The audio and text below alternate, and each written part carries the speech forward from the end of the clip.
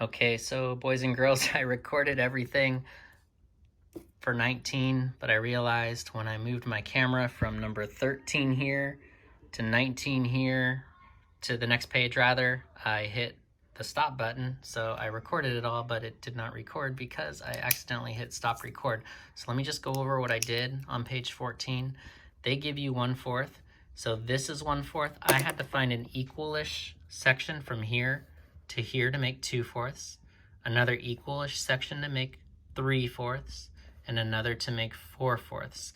Well, I know that the numerator and denominator, when they're the same, 4 and 4, that equals the whole number 1. For number 15, they gave me 1/3, so I had to make an equalish space, and this is exactly what I did with my fingers. I spaced them apart here and put 2/3 here because it's about the same space. Again, to make 3/3 here. And we know that the numerator and denominator are the same, so that equals 1. I could theoretically go on here and put my next dash here. This would be 4/3, but I'm just stopped on these at the 3/3 mark. So number 16, if this is 2/3, in order to get 1/3, I'd have to cut that in half. 1/3, 2/3, and then 3/3 to equal 1. This is the one though that took me the most time, and of course I didn't record it. But let me talk about what I already talked about. I had to break my number line up into sixths because the numerator is a 6 here. I had to fit 9 equal pieces from here, the 0, to the 9/6 because that's 9 parts out of a total of 6.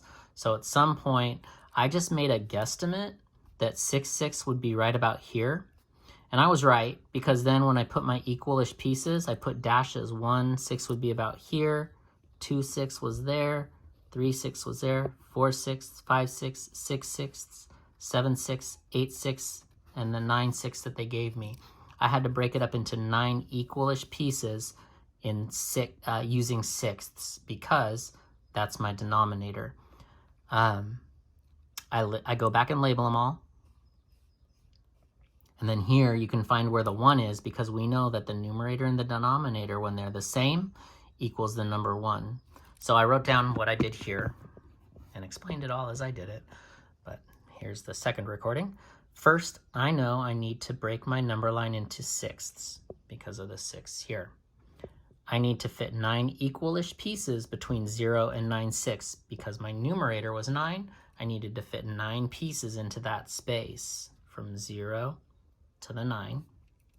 Next, I label them all to find the fraction that is equal to 1. So I went back and labeled each of my dashes with the fraction from 0/6 all the way to 9/6. I know that 6/6 equals 1, so I know that this is number 1 on this particular fraction number line. I hope these videos helped you. Adios.